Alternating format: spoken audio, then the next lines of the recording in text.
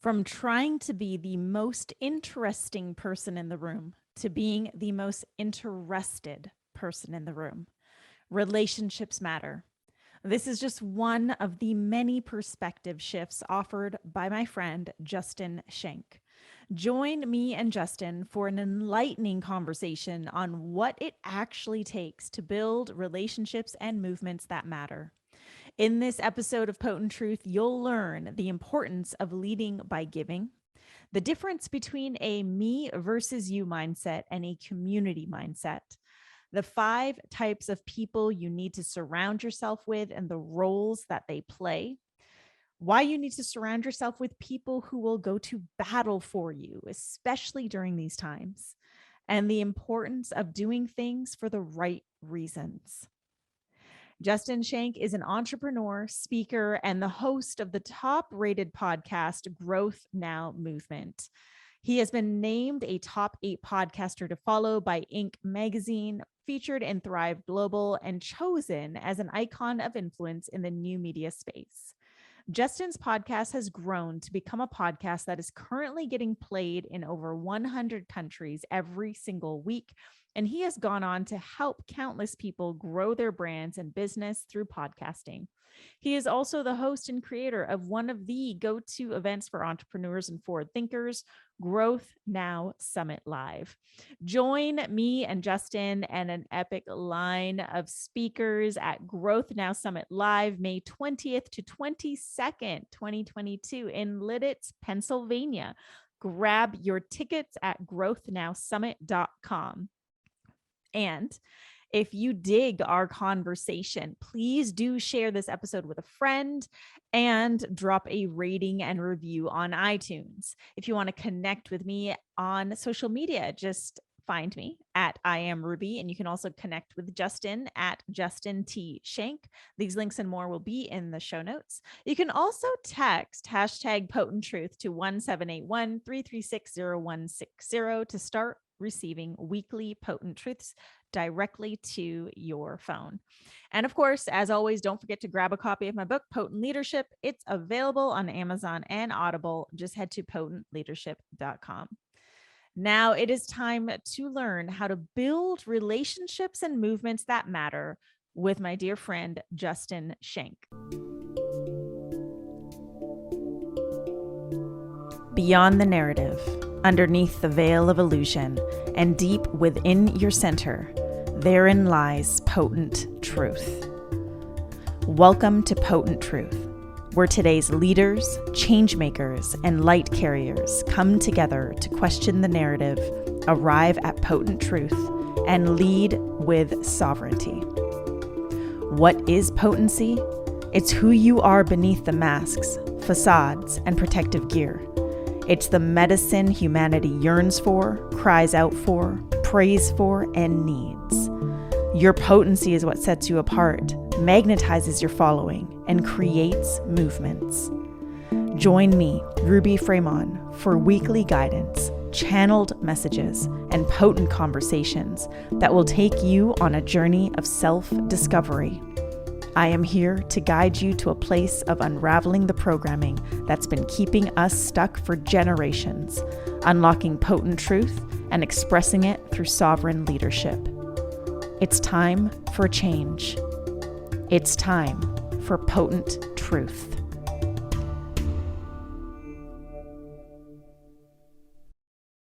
Hey leaders, welcome back to another episode of Potent Truth. And today I have a returning guest. And as you know, if I have a returning guest, that means that this guest is pretty fucking special. So without teasing you for too long, let me welcome to the virtual stage, Justin Schenck. Justin, thank you so much for coming back on the podcast. Yeah, Ruby, thank you so much. I mean, you've been on my show twice, and same to you, right? Like anybody who comes on more than once, it means there's somebody special. So I feel honored to be in that company. So thank you so much. Thank you. Yeah. So to our listeners, if you didn't catch his first episode on Potent Truth, I think back then it was Today's Thought Leader, go check out episode 203. titled Focus on the People, Not the Numbers. And that should tell you a little something about where we're going to go today. So today is an extension of that episode, and we're going to really dive into the importance of community, especially during these weird, crazy times. I will say, out of all the people I've met in this career, Justin, you are someone who really takes relationship building to the next level. Like, I've never felt like just another podcast guest to you. It was like we recorded at the first episode and I felt like we were friends. And I love that. And I know that your entire podcast and movement has been grown in this way. So I'd love for you to just share a little bit of a background of how the Growth Now movement really began and what you've been doing to keep it going. Yeah, it's kind of a crazy story, and a lot of what you're talking about as far as building the relationships I've been able to build. And at first, it was very unintentional. It was very much just who I was and bringing myself to the table. And I think that's the part people miss. I think we're always trying to play a role, right? We always try and think that we need to be somebody special for somebody that we're trying to impress or somebody we're trying to get into their space. And that's just not the truth. As a matter of fact, my whole entire life, I was trying to be somebody else. And part of me starting the Growth Now movement was really the beginning of that realization. And so I realized my whole entire life, I was chasing what society said I should chase, right? The money, the quote unquote success of entrepreneurship, the girls, the house, the car, whatever. And I go, in my mind, I was like, once I get there, once I get all these things, finally, I'm going to be happy. And what ended up happening was 6 months before I launched the show, my mom passed away. She lost a 20-year battle to opioids. And I know back when I was on the show, we talked a little bit about that. But a lot of my realization after that was life has nothing to do with that. Life has everything to do with being in the moment and being fulfilled with how life is now, even if it feels like you're in your rock bottom moment. And so what ended up happening, and the biggest switch in my life, was I went from trying to be the most interesting person in the room to being the most interested person in the room. And truly caring about individuals and why they are the way they are, and really kind of picking their brain and trying to figure out what are the nuances that have made them them. And I don't just mean the successful people I've had on the show. I don't, this is literally everybody. Every conversation I have is really about, why are you the way that you are? And it became very instinctual. A lot of times now, which is, on the more spiritual woo-woo side, I can usually tell before they even open their mouth, why they are the way they are. But that was me allowing myself to be open to that type of thing. And so really that's how this movement began. This movement began by me being really interested because I was broken. And so I always say the first probably 2 years of my podcast, which I've been podcasting for about 6 years now, the first 2 years were for me. Those conversations were for me. And you'll actually see, if you go back, I don't recommend it. They weren't great. But if you go back and listen to those episodes, you'll see I have blocks of episodes where I sit down and I'll talk to a relationship expert, or then I'll talk to health experts, and then I'll talk to business experts. And that's what I needed at that moment, right? I was failing in those things. And so it was really the first 2 years were for me. And with that and being truly vulnerable and open, an audience began to grow. And it was this weird thing of people showing up and reaching out and telling me how great they thought my podcast was and how much it helped them. And then since then, it's really about my audience and trying to figure out what they need. And even more importantly, it's about my guest and what do they need and what do they bring to the table to inspire, because everybody has the opportunity to inspire the world. And so if I can help that a little bit, that's kind of my role now. Yeah, that's such a perspective shift. That is really refreshing to hear in the world of entrepreneurship, because the world of entrepreneurship feels like one giant Shark Tank and everyone's out to get their needs met and make it to the top, and they're willing to sacrifice relationship building to do that. So it's really refreshing that you take this really genuine approach. You have a genuine interest, which is very different than someone who's just interested for an end goal, right? There is a difference. And I think that this is also, as we enter this new chapter of humanity, which is unraveling every day, the old ways of connecting with one another, of doing business, of building our businesses, that facade, that front is slowly crumbling, and we're starting to really see who the people are that genuinely care, and we're the ones that will create longevity. And so when it comes to community, when it comes to nurturing this community to create an actual movement, how do you see things shifting as we move forward into this, whatever these times are? Yeah, it's a really good question. And, you know, I think I'm even in a sense trying to navigate it, right? I think we all are, because it's brand new to all of us. I mean, I had a conversation with my 92-year-old grandmother who said, this is the craziest I've ever seen the world. And that woman's been around for almost a century, right? Yeah. She's seen it all, you know, world wars and so on and so forth. And she said, this is the craziest I've ever seen the world. And, but I'll say this, making sure that you have the right community is the game changer for everything in your life. I don't know what's going to happen with the economy. I don't know how people are going to make money in the future. I don't know what kind of control is going to be brought on to us as a people. But if you're surrounded by the right people and you're able to forge forward together, not trying to hurt one another to gain for yourself, but to really help the community, to help the tribe, so to say, that's how we're all going to win now. And this is something that I've been building, not knowing there was going to be a pandemic that shut down the world and so on and so forth.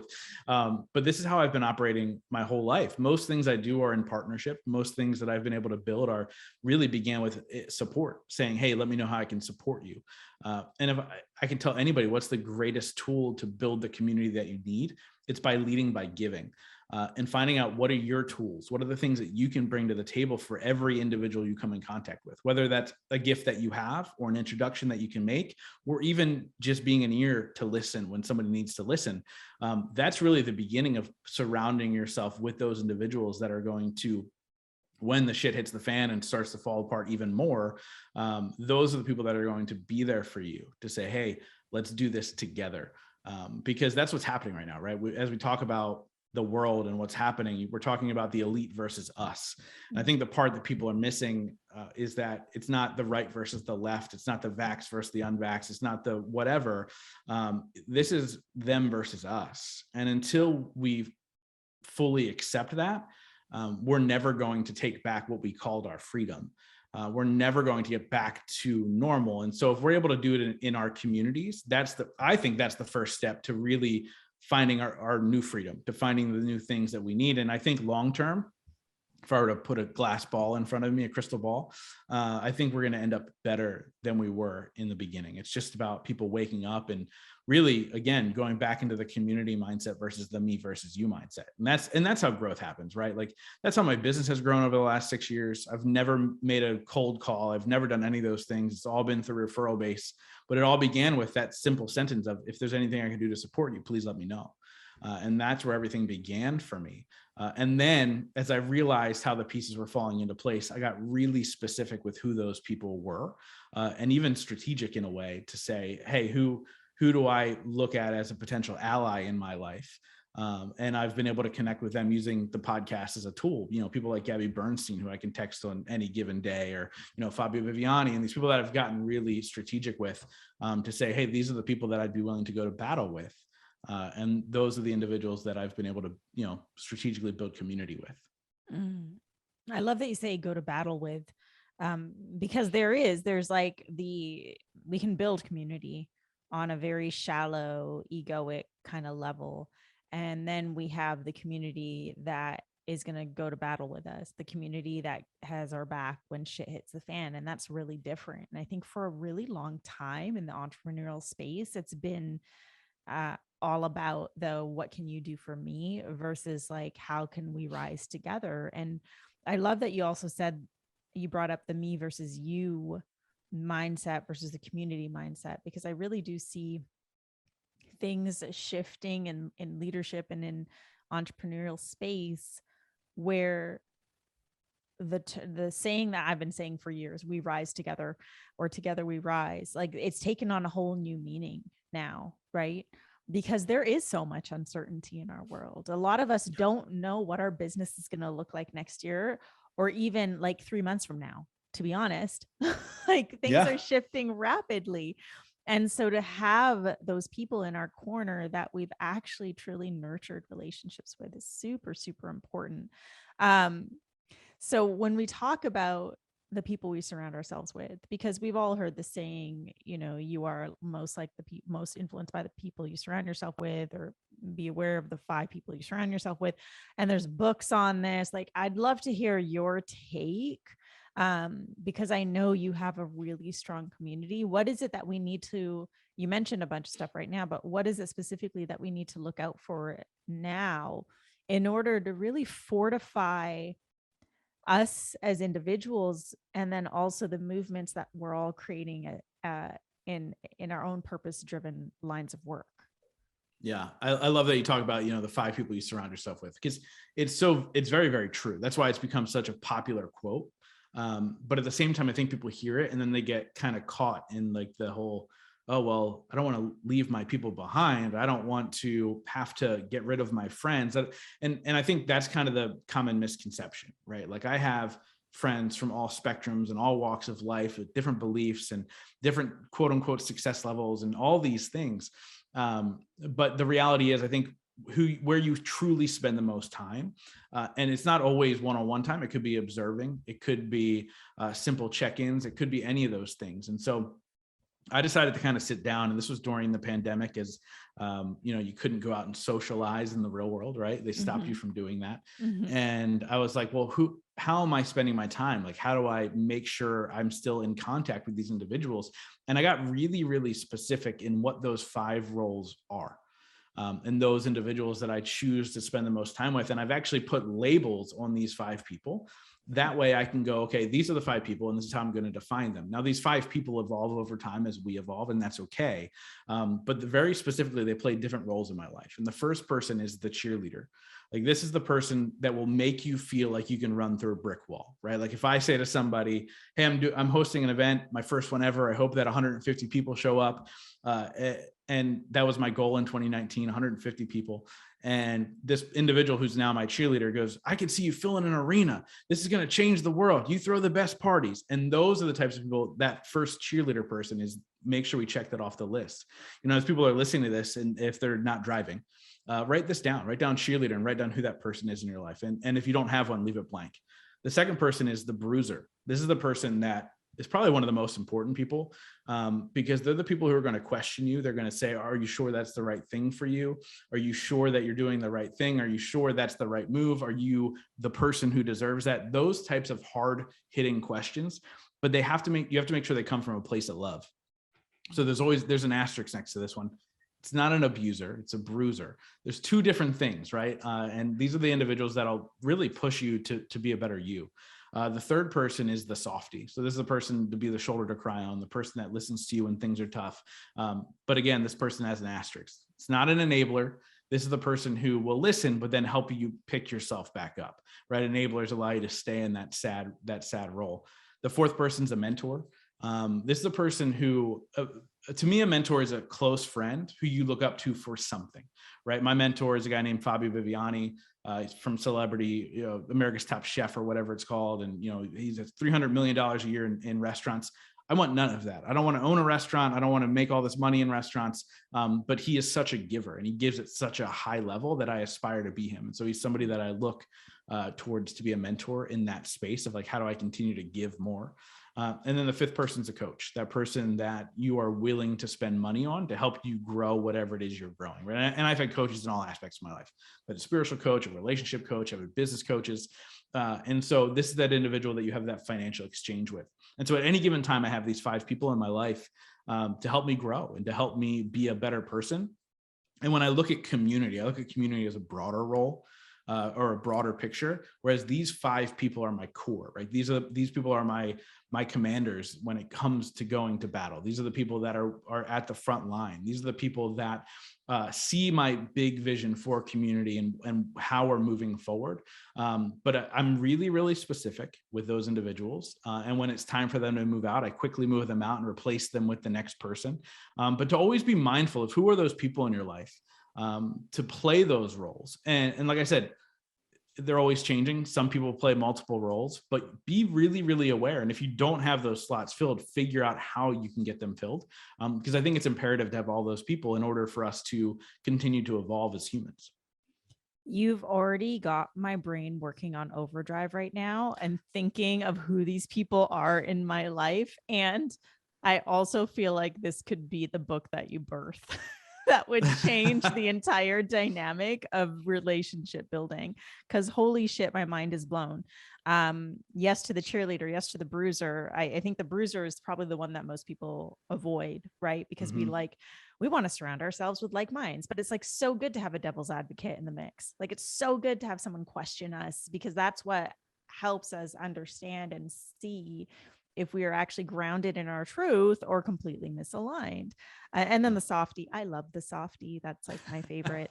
And mentor and coach. Yes, yes, yes to all of those things. And, on the coach, I like that you mentioned you've had coaches in different arenas, because I think that's also important for people to hear. Like, we don't just hire coaches for business, right? It's important to have people who support you in all areas and aspects of your lives, especially nowadays, right? Because things are shifting so quickly. Yeah. So you mentioned an event, and I just want to spit this out right now that Justin is hosting another event that yours truly will be gracing the stage. Super excited, because I have yet to attend one of your events, and I just know how epic you are of a human being. And I know this event's going to be amazing. So for everyone listening, the Growth Now Summit Live is happening May 20th to 22nd. Details, tickets, all of that good stuff via the link in the show notes. Just go to growthnowsummit.com. Anyways, with that being said, throwing an event in the mix of this shit show. I mean, I can speak from experience in that, like, I retired my 3-day event in 2019. Like, I had done it 3 years in a row. 3 years in a row. I felt complete. I was like, I'm done. And then 2020 hit, but I was still doing retreats. And so I held a retreat in 2020, which I had to reschedule 3 times because venues kept canceling on me. And deposits were being held. And then I held another one in 2021 at the beginning. And again, it was such a shit show. And I was like, I just need to take a pause because of the uncertainty in the world. However, my retreats are coming back this year, because what I'm feeling from so many people, and I know you feel this too, is the need, the desire, the yearning for face-to-face, in-person connection. It's like we've always, as human beings, needed that. Like, human beings as a species, we need the face-to-face connection. But for so many people, after being in solitude, isolation, the shenanigans that we've all been through, it's really helped us understand what's meaningful, and human touch, human connection, being able to be in each other's energetic fields, super, super important. So I'd love to hear first, the experience with planning an event during these times, because I think that would be of interest for our listeners. And then why you feel this is so important. Yeah. So kudos to you for stopping your 3-day event in 2019. Holy crap. My first one was in 2019, and I then, off the back end of my 2019 event, said, hey, we're now doing 2020. I was going to double it in size, all these things. And then I rented this really beautiful theater I have in my hometown, and I was so excited, and all these things, and we were building up to it. And about 6.5 months out, the world still hadn't shut down. We were close to it. I didn't know. But about 6.5 months out, the venue goes, you can no longer use our venue.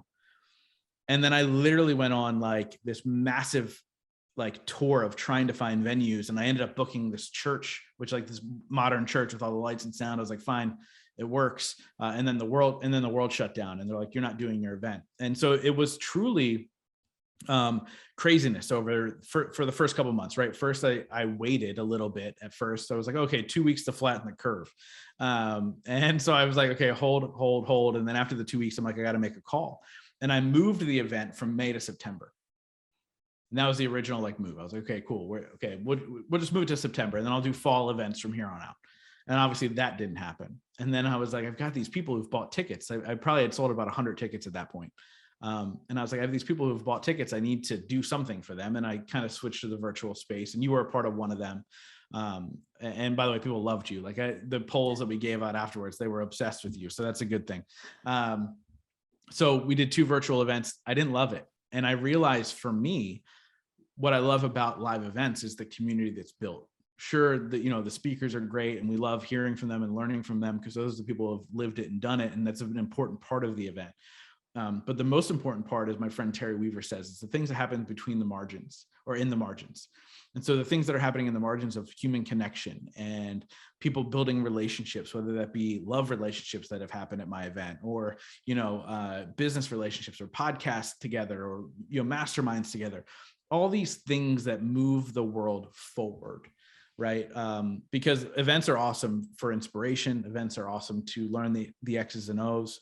But what happens after the event is the most important part. And that's what happens with community. When we all connect and we're able to move forward together, it becomes a lot easier to take those steps. And so really finally excited to do this event, May 2022. They decided to start World War III about a month ago or so. And you're kind of like, is anybody going to buy a ticket now that we're headed into the unknown again?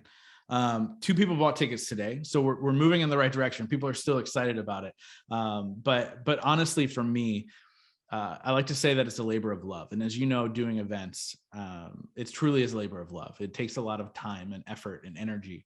But what happens when all of those individuals are in the room and all their energies in one place, and you can shift a mindset and you can help put the world into a different trajectory, that's awesome.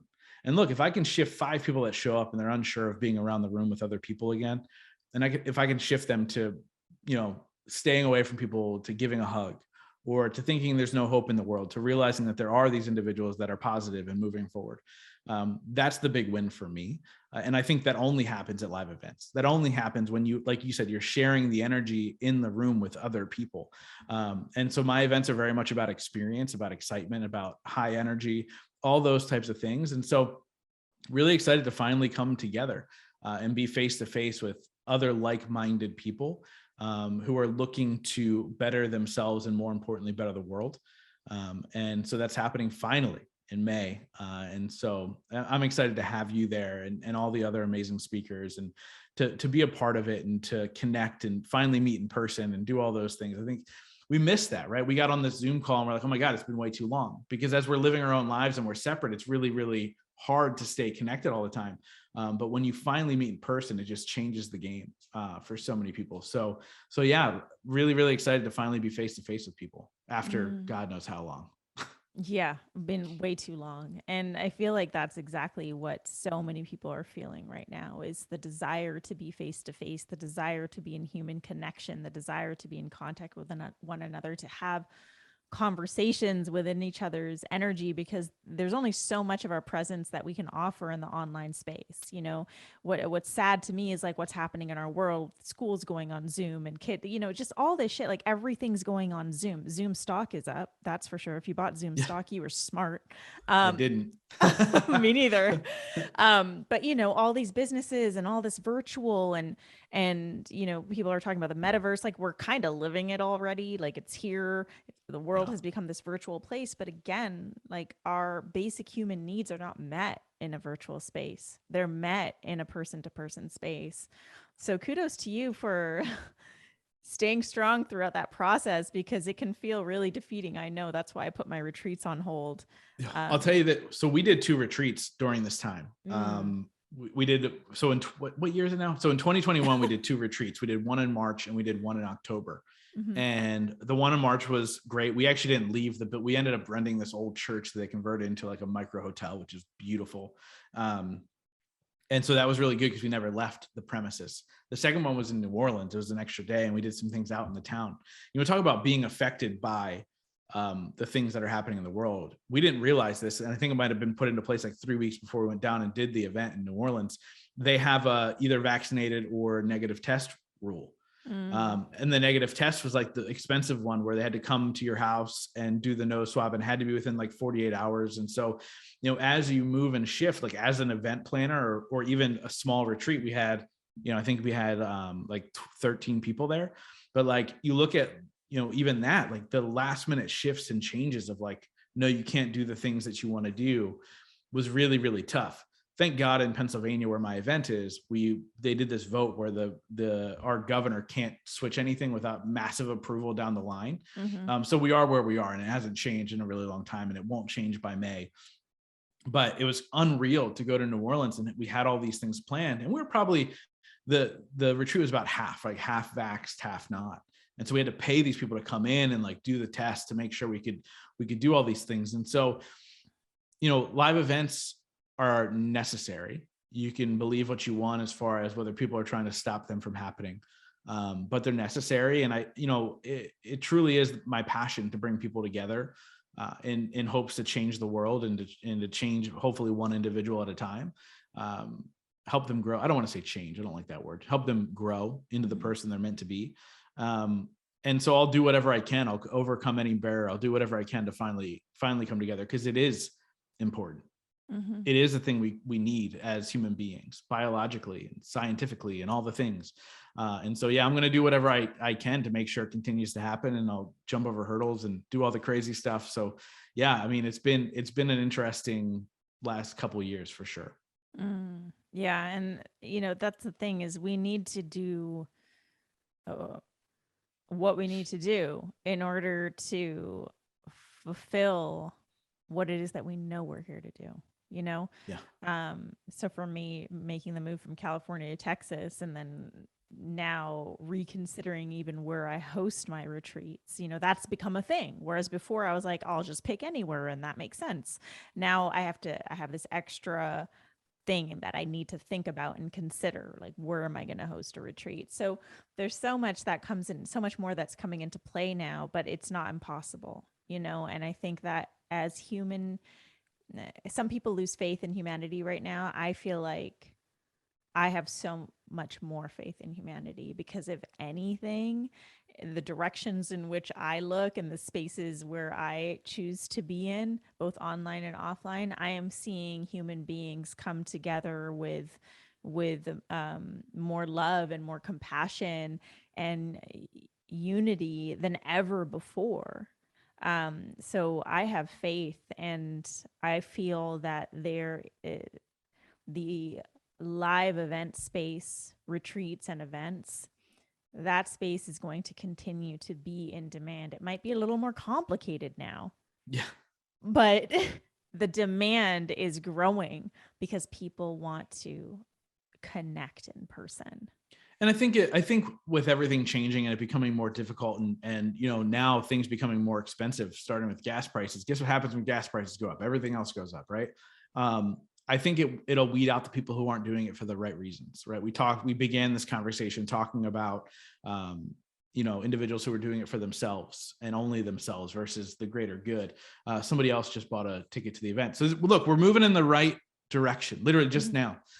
So with that being said, I think when you're doing it for the right thing, the right reason, and we can weed out the people who aren't, I think that's happening naturally by what's happening in the world, because people like yourself and people like me were willing to go the extra mile to figure out what makes more sense, to pay the extra dollar to make sure that we don't have the barriers that other people are going to have to fight through. And so yeah, let's fingers crossed that it weeds out those individuals we were talking about in the beginning. I feel like it already is. Yeah. Yeah. I feel like it already is, and it's already become really clear who the genuine leaders and entrepreneurs are, the ones who genuinely care about the communities and the ones who don't. I feel like that is becoming more and more clear as the days go by. The illusion is lifting. Justin, thank you so much for sharing your presence and your wisdom here today. I'd love for you to leave our audience with one potent truth to sum up today's conversation. Wow. I think the thing I enjoy sharing the most, because it is truly a truth, that you are enough exactly the way you are right now. Stop waiting to become somebody that you're not. So step into who you are right now, and the world will begin to show you how valuable you are. and the right people will show up, and the right community will surround you. And just the acceptance of you are enough exactly the way you are right now. I love that. Justin, thank you so much for being here again. I'm so excited. It's so funny when you said we get to meet in real life. I was like, wait, we haven't met in real life. It's so bizarre. What bizarro world do we live in? Weird, right? So weird. Yes, we get to meet in real life. Super excited at the Growth Now Summit live May 20th to 22nd. And how do we pronounce this? Lidditz? Lidditz. Yeah, it's not pronounced the Lidditz. inappropriate way. Okay, As Lidditz. my friends like to say it. It's going to be lit. It's in Lidditz, Pennsylvania. Grab your tickets, growthnowsummit.com. Justin, thank you. Thank you. Thank you for being here today. I appreciate you. Thank you. No, I appreciate you. Thank you so much for holding space for these conversations that the world needs. So thank you. And thank you to everyone here listening, joining us for this episode of Potent Truth, where we are taking you on a journey to challenge illusion and lead with sovereignty. Please do come see me and Justin and so many other epic speakers live at Growth Now Summit. Link is in the show notes. Be sure to download a few episodes, drop a rating and review, and share this episode with a friend. Share it with your community. Spread the love. And then make sure you check back on Monday for a brand new episode of Potent Truth. Aho, family.